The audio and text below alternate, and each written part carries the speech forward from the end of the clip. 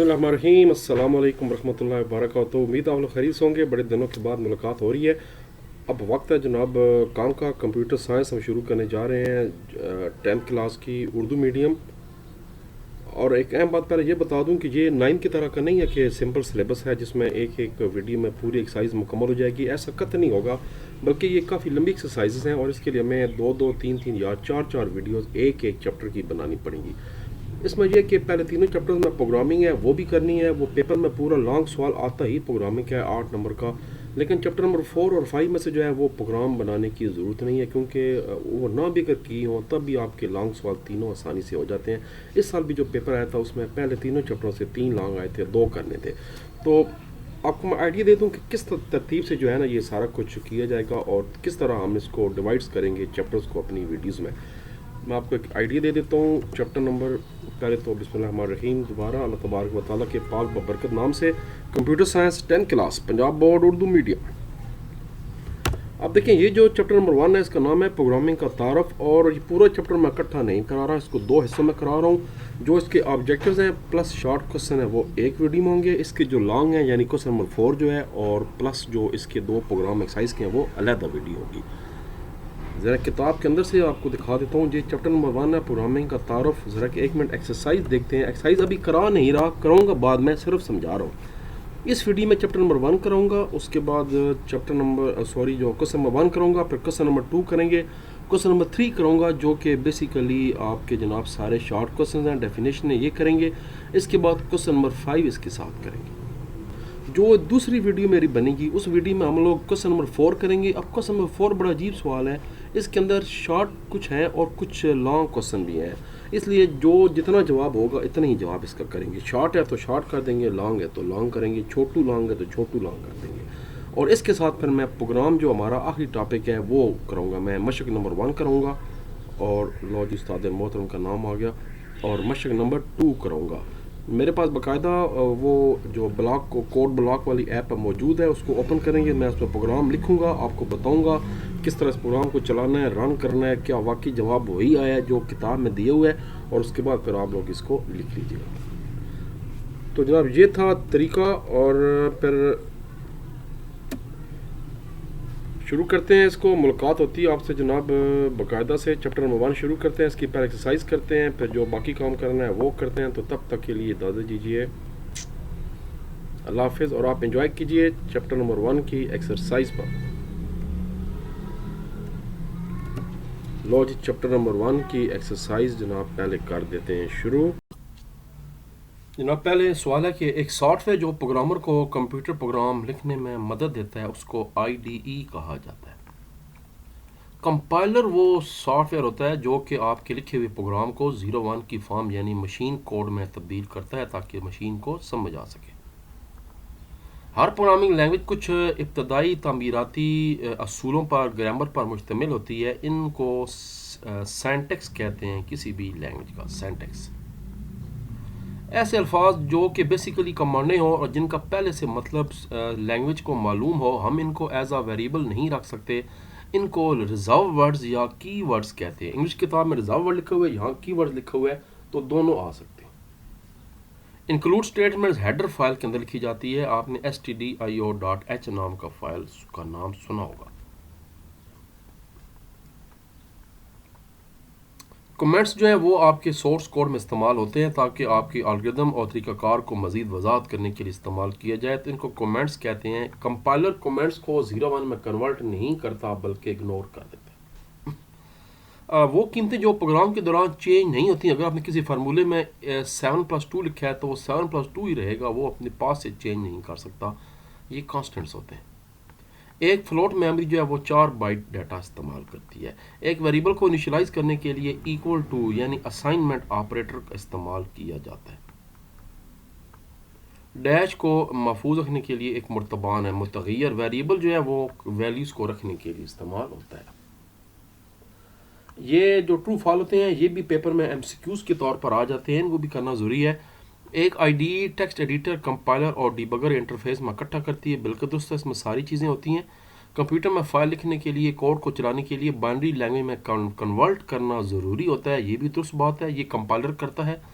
سی language میں column ایک کی ورڈ ہے، یہ غلط ہے، کالم کی ورڈ نہیں ہے. کومنٹس گوز ہے، کومنٹس لکھنے کا طریقہ بھی غلط ہے، پہلے سلیش ڈالتے ہیں، اس کے بعد اسٹیرک ڈالتے ہیں، اس کے بعد پھر آگے کچھ ہے لکھتے ہیں، تو یہ بھی جو ہے جملہ غلط ہے. اور فلوٹ میں اشاری کے بعد جو 6 ہندسے ہوتے ہیں وہ درست معلومات دیتے ہیں، بالکل ٹھیک ہے.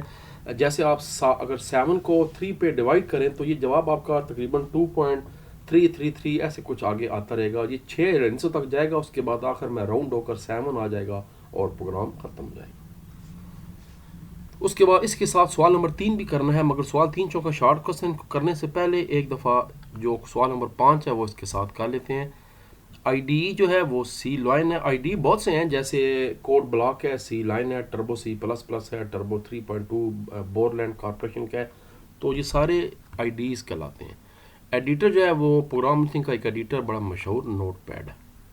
کمپائلر آپ کے مشین کو کنورٹ کرتا ہے پروگرام کو. پروگرامنگ لینگویج پائتھن بڑی مشہور پروگرامنگ لینگویج ہے، مشین لرننگ کے لیے استعمال ہو رہی ہے آج کل. آرٹیفیشیل انٹیلیجنس آپ نے چیٹ جی پی ٹی اور گوگل جیمنی اور یہ کو پائلٹ کا نام سنا ہوگا مائکروسافٹ کا. ذخیرہ الفاظ یہ آپ کا جو اسٹرکٹ ہے یہ کی ورڈ ہے. لنک سیکشن جو ہے وہ آپ کی انکلوڈ اسٹیٹمنٹ کے ذریعے آپ کی لنکنگ ہوتی ہے فائلوں کی. مین باڈی جو ہے اس کے دونوں طرف کرلی بریسز ہوتی ہیں، پروگرام کے شروع میں بھی کرلی بریس ہوتی ہے اور جب پروگرام اینڈ ہوتا ہے تو کرلی بریس ہوتی ہے تاکہ پتہ لگے کہ یہ پروگرام اتنا ہے. اچھا اردو انگلش والی جو چیپٹر ہے اس کے سوال نمبر 5 میں 8 ہی آپشن ہے، یہاں پر 10 ہیں، تو ابھی مزید 3 رہتے ہیں. کومنٹس لکھنے کا یہ صحیح طریقہ ہے، پہلے سلیش ہے، پھر اسٹیرک ہے، پھر اصل بات، پھر دوبارہ اسٹیرک اور سلیش. انٹیجر جو آپ کا ہوتا ہے ویریبل وہ ایسے لکھتے ہیں انٹیجر ویٹ. فلوٹ 4 بائٹ لیتا ہے، یہ انگلش والی کتاب میں بھی سوال لکھا ہوتا. اب جناب پیچھے رہا کہ پروگرامنگ کے دونوں سوال یہ اور جو سب سے بڑا سوال نمبر 4 ہے یہ اگلی ویڈیو میں کرتے ہیں، اور اس ویڈیو میں آخری چیز رہے گی یہ سوال نمبر 3 کرتے ہیں. یاد رکھیں پیج نمبر 16 پہ بھی یہ ساری ڈیفینیشنیں دی ہوئی ہیں، مگر زیادہ اچھی ڈیفینیشن اگر آپ کو پورے نمبر دلواتی ہے تو وہ علیحدہ علیحدہ پیجز کے اوپر سے تیار کریں. ویسے پیج نمبر 16 پہ بھی کافی ڈیفینیشنیں دی ہوتی ہیں. پہلا سوال ہے آئی ڈی ای کیا ہوتی ہے، اس کا جواب پیج نمبر 3 پر ہے. اس طرح کمپائلر کیا ہوتا ہے پیج نمبر 5 پہ ہے. کی ورڈز اس کا جو جواب ہے پیج نمبر 6 پہ. ابھی میں سارا جواب نشان لگاتا ہوں، جلدی نہیں کرنی. پروگرام کا مین سیکشن پیج نمبر 7 پہ ہوگا، اور 4 ڈیٹا ٹائپ کے متعلق آپ کیا جانتے ہیں پیج نمبر 12 پہ ہوگا. باری باری دیکھتے ہیں جی. پہلے آئی ڈی ای کا پیج نمبر 3 پہ چلتے ہیں. چیپٹر 1 میرے سامنے اوپن، یقین اگر میرے سامنے اوپن ہے تو آپ کے سامنے بھی اوپن ہوگا. لو جی آئی ڈی ای کیا ہوتا ہے یہاں سے سٹارٹ کریں گے. ایک سافٹ ویئر جو پروگرام کو کمپیوٹر پروگرام لکھنے اور چلانے میں مدد دینے کے لیے پروگرامنگ انوائرمنٹ فراہم کرتا ہے، اس کو انٹیگریٹڈ ڈیولپمنٹ انوائرمنٹ کہتے ہیں. آئی ڈی ای ایک گرافیکل یوزر انٹرفیس ہوتا ہے جس کے اندر ونڈو ہوتے ہیں اور مختلف بٹن استعمال کر کر ہم کئی طرح کے ان پٹ اور آؤٹ پٹ کر سکتے ہیں. اور سی لینگویج میں کچھ مشہور آئی ڈی ایز کے نام بھی آپ نوٹ کر لیں. ویژول اسٹوڈیو، کوڈ بلاکس جو آپ کی کتاب پہ بھی ہے، یہ نیچے آپ کو تصویر نظر آ رہی ہے، اور ڈی ای وی C plus plus x code ہے. لیکن میں ابھی بھی جو ہے وہ ٹربو سی یوز کرتا ہوں جو کہ سی کا سب سے پرانا اور سب سے مشہور ایڈیٹر ہے. اب جب کہ میں دکھاتا بھی ہوں کیونکہ مجھے وہ آسان لگتا ہے، ایزی ٹو یوز ہے. اگلا سوال کمپائلر کی تعریف کریں پیج نمبر 5.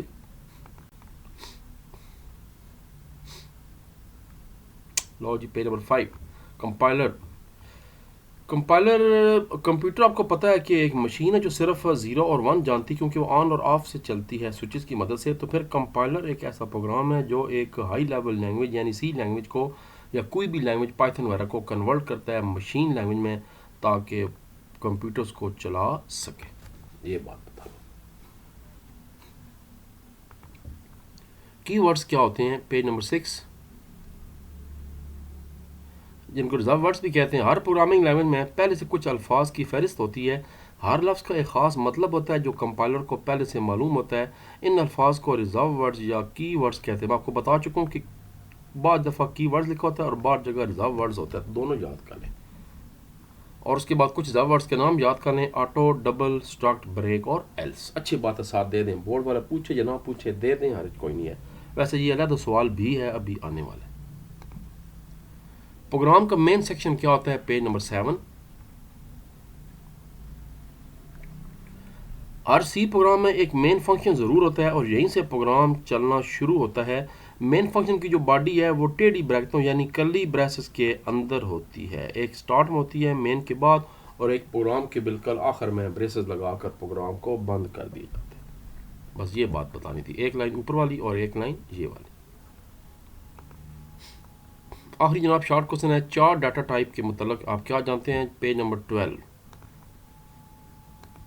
یہ آپ کی کریکٹر ڈیٹا ٹائپ ہوتی ہے. سپوز آپ اپنا نام سٹور کرنا چاہتے ہیں, جیسے میرا نام منیب ہے, آپ کا نام اگر علی ہے تو ALI 3 لفظ ہیں, تو آپ کو 3 ویریبل چاہیے ہوں گے اور ہر ویریبل میں ایک ایک لفظ سٹور ہوگا. ایک میں A ہوگا سٹور, ایک میں L ہوگا, ایک میں I ہوگا. 3 بائٹ میموری لے گا, 4. یہ ہے جی کریکٹر ڈیٹا ٹائپ. سی میں کریکٹر ٹائپ کے ویریبلس کو ڈکلیئر کرنے کے لیے کی ورڈ 4 استعمال کیا جاتا ہے. اسے محفوظ کرنے کے لیے 1 بائٹ میموری درکار ہوتی ہے. پر یاد رکھیں ہر 4 ویریبل صرف ایک کریکٹر محفوظ کرتے ہیں, ایک لفظ نہیں, ایک کریکٹر. میں آپ کو بتا چکا ہوں, اگر میرا نام منیب ہے تو 6 الفاظ اس میں آتے ہیں MUNEEB, تو پھر 6 ویریبل چاہیے ہوں گے کریکٹر ڈیٹا ٹائپ کے, اور ہر ویریبل ایک ایک الفابیٹ کو سٹور کرے گا. کمپیوٹر سے ایک کام لینے کے طریقے ہوتے ہیں, وہاں آگے جا کے آپ نے ایرز کا چیپٹر جب پڑھیں گے تو وہاں پر آپ کو بتایا جائے گا کہ اکٹھا کیسے دے سکتے ہیں. وہ اور چیز ہے, وہ ابھی اس لیول پہ نہیں ہے, وہ پیچیدہ چیز ہے. لو جی, یہ ایک مکمل ہو گیا ٹاپک, اور اس کے بعد اب جو ٹاپک ہے وہ رہ گئے ہمارے سوال نمبر 4 رہ گیا اور 2 پروگرام ہمارے رہ گئے ہیں. یہ دونوں کرتا ہوں, میں آپ کو دکھاتے بھی ہوں یہ پروگرام کیسے بنایا تھا ہم نے, کیسے چلایا ہے, سارا کچھ بتاتا ہوں, مگر اگلی ویڈیو میں اس کام کرتے ہیں. پہلے اس کی آپ ٹونٹاں سن لیں, مطلب اس کو باقاعدہ اینڈ کرتے ہیں, اس کے بعد اللہ حافظ. پاکستان زندہ باد.